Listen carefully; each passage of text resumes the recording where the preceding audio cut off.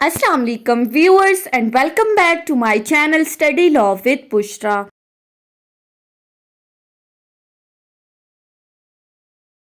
So we were discussing Constitution of Pakistan 1973. We have discussed up till Article 5. In today's video we are going to discuss Article 6 and Article 7. But before starting the discussion, I request you all to please subscribe to my channel and don't forget to press the bell icon for latest updates. Do share this video with your friends and don't forget to comment your feedback. So let's move towards the discussion. अपनी last video के अंदर हमने article 4 और article 5 को discuss किया था। Article 4 में हमने कहा था कि इंडिविजुअल के राइट्स की प्रोटेक्शन उनको accordance with the law treat किया जाना है, जहां कहीं भी हो ये उनका इनएलिनेबल राइट है। इसके अलावा कोई भी ऐसा एक्ट परफॉर्म नहीं किया जाएगा जिससे किसी बंदे की लाइफ, लिबर्टी या रेपुटेशन उससे छीन ली जाए सिवाय अकॉर्डेंस विद द लॉ के। इसी तरह किसी भी पर्सन को आप कंपेल नहीं कर सकते कोई भी ऐसा काम करने के लिए जिसका लॉ ने मना किया है, और ना ही आप उसको किसी काम को करने से रोक सकते हैं जिसको लॉ उससे परमिट कर रहा है।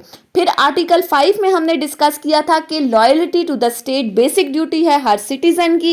इसी तरह कॉन्स्टिट्यूशन को ओबे करना वो इनवॉयलेबल ऑब्लिगेशन है जिसको किसी भी तरह से वॉयलेट नहीं किया जा सकता। ये थे आर्टिकल 4 एंड आर्टिकल 5। आज की इस वीडियो में हम डिस्कस करने वाले हैं आर्टिकल 6 को। आर्टिकल 6 डील करता है हाई ट्रीजन के साथ। हाई ट्रीजन संगीन गद्दारी। अब किसके साथ गद्दारी है? स्टेट के साथ आपकी गद्दारी है। आपकी रियासत के साथ आप लॉयल नहीं हो। अगर आप रियासत के साथ लॉयल नहीं हो that means you are committing the offence of high treason. अब हाई ट्रीजन क्या है? आर्टिकल 6 की क्लॉज 1 कहती है any person who abrogates, number 1, abrogates or attempts or conspires to abrogate. Secondly, subverts or attempts or conspires to subverts. Thirdly, suspend or attempt to suspend. And fourthly, or hold in abeyance the constitution by use of force or show of force or by any other unconstitutional means shall be guilty of high treason.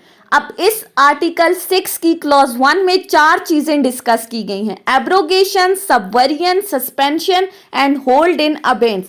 अगर कोई बंदा इन तमाम acts को perform करता है या फिर इनको करने की कोशिश भी करता है, अटेम्प्ट भी कर रहा है, या फिर कॉन्स्पिरेशन, साजिश कर रहा है ऐसे कोई भी एक्ट्स परफॉर्म करने की, तो that person will be found guilty of high treason.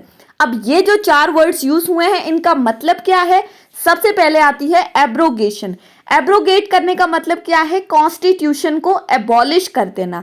That means abolish से क्या मुराद है? You are totally terminating the constitution. Constitution को बिल्कुल टर्मिनेट कर देना, बिल्कुल खत्म कर देना।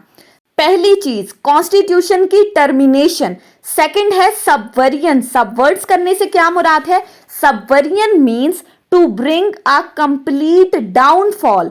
अब डाउनफॉल से क्या मुराद है? That means to overthrow the constitution, to ruin the constitution. Urdu में अगर हम इसको देखें तो सबूताज करना, तखरीब कर देना। That means destruction of the basic essence and morality. अगर कोई पर्सन कॉन्स्टिट्यूशन को ओवरथ्रो कर रहा है फिर भी वो हाई ट्रीजन का मुर्तकिब होगा। थर्ड आता है हमारे पास सस्पेंड कर देना। अब सस्पेंशन से क्या मुराद है? Suspension means to stop the constitution from being active. अब इधर टेम्परेरी बेसिस पे या फिर परमानेंटली आप उसको स्टॉप कर रहे हो, जैसा कि परवेज मुशर्रफ ने 3 नवंबर 2007 को कॉन्स्टिट्यूशन को सस्पेंड किया था मुल्क में इमरजेंसी नाफिज करते हुए। परवेज मुशर्रफ का केस हम ऑलरेडी डिटेल में डिस्कस कर चुके हैं। अगर आपने नहीं देखा तो मैं डिस्क्रिप्शन में उसका लिंक डाल दूंगी। उसी के अंदर हमने आर्टिकल 6 को भी डिटेल में भी डिस्कस किया है, आप वो भी आर्टिकल सुन सकते हैं। सो सस्पेंशन हो गई। फोर्थ चीज लिखी है होल्ड इन अबेंस। अब होल्ड इन अबेंस से क्या मुराद है? मीन्स टू से कि सेट असाइड कर देना कॉन्स्टिट्यूशन को टेम्पररी बेसिस के लिए। अब कॉन्स्टिट्यूशन को सेट असाइड कब कर देना?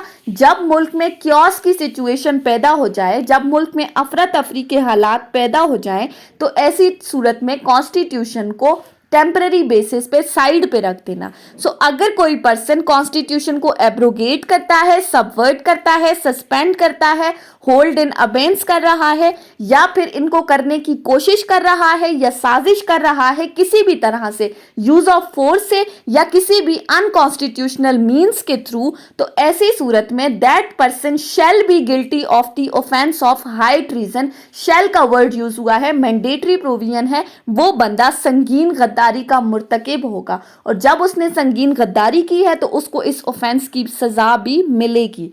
अब आ जाते हैं आर्टिकल 6 की क्लॉज 2 के ऊपर। क्लॉज 2 क्या कहती है? Any person aiding or abetting the acts mentioned in clause 1 shall likewise be guilty of the high treason. Second clause में कह रहे हैं कि अगर कोई पर्सन किसी दूसरे को हेल्प आउट कर रहा है, किसी दूसरे की मदद कर रहा है, उसके साथ कोलैबोरेट कर रहा है उन तमाम एक्ट्स को परफॉर्म करने के लिए जो क्लॉज 1 में मेंशन हुए हैं, या फिर किसी पर्सन को अबेट कर रहा है। अबेटमेंट से क्या मुराद है? इंस्टिगेट करना, किसी बंदे को वर्गलाना, किसी दूसरे पर्सन को ऐसे एक्ट परफॉर्म करने के लिए चला रहा है, तो ये पर्सन भी हाई ट्रीजन का मुर्तकिब होगा। अब ऑल्दो इस पर्सन ने ये सारे एक्ट्स खुद परफॉर्म नहीं किए, लेकिन वो किसी दूसरे पर्सन को इंस्टिगेट कर रहा है, उनको हेल्प आउट कर रहा है ये तमाम एक्ट्स परफॉर्म करने के लिए, तो that person will also be found guilty of the high treason. अब उसके बाद आर्टिकल 6 की क्लॉज 2A। क्लॉज 2 कहती है all the acts mentioned in the clause 1 and clause 2 of article 6 shall not be validated by any court including Supreme Court and High Court। Article 6 की clause 2A कह रही है कि वो तमाम एक्ट्स जो इस आर्टिकल की क्लॉज 1 और क्लॉज 2 में मेंशन किए हैं, इन एक्ट्स को किसी भी तरह से वैलिडेट नहीं किया जा सकता किसी भी कोर्ट ऑफ लॉ की तरफ से। अब चाहे वो मुल्क की सुप्रीम कोर्ट है या हाई कोर्ट, वो इन तमाम एक्ट्स को वैलिड करार नहीं दे सकती। अगर किसी पर्सन ने ये एक्ट परफॉर्म किए हैं तो दैट मीन्स उसने ऑफेंस कमिट किया है। उसके बाद है clause 3, Majlis-e Shura parliament shall by law provide for the punishment of the persons found guilty of the high treason. Clause 3 कहती है कि जो मजलिस-ए शूरा है, यानी कि हमारी पार्लियामेंट है, वो इस चीज के लिए कानून साजी करेगी कि जो पर्सन हाई ट्रीजन का मुर्तकिब है उसको क्या सजा दी जाएगी। जो पनिशमेंट की तमाम जिम्मेदारी किसके ऊपर है? मजलिस-ए शूरा के ऊपर, वो कानून साजी करेगी। इस पूरे आर्टिकल 6 में शैल का वर्ड यूज हुआ है, मैंडेटरी प्रोविजन है कि अगर कोई पर्सन हाई ट्रीजन का ऑफेंस कमिट कर रहा है तो उसको उसकी सजा दी जाएगी। अब हाई ट्रीजन क्या है कि आप कॉन्स्टिट्यूशन को एब्रोगेट करते हो, सबवर्ट करते हो, सस्पेंड करते हो या होल्ड इन अबेंस पे रखते हो, तो that person are found guilty of the offence of high treason. उसके बाद आ जाते हैं आर्टिकल 7 के ऊपर। अब आर्टिकल 6 के साथ हमारा पार्ट 1 खत्म हो गया है, जो इंट्रोडक्टरी पार्ट था।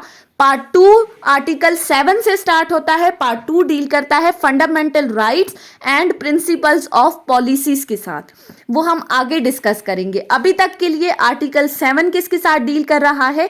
Definition of the state.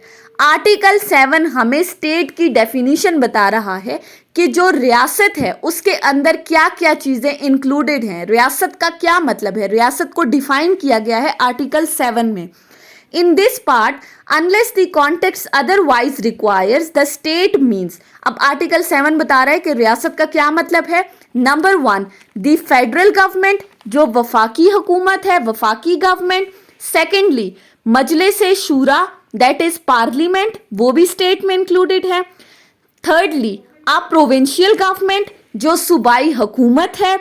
Fourthly, uh provincial assembly के सूबाई जो असम्बलियां हैं वो भी स्टेट में इंक्लूडेड हैं। अब ये जो प्रोविंशियल गवर्नमेंट और प्रोविंशियल असम्बलीज की बात की है, इसमें चारों सूबों की बात की गई है, जो हमारा केपी, सिंध, पंजाब और बलोचिस्तान है, उन तमाम की गवर्नमेंट्स और तमाम की सूबाई असम्बलियां।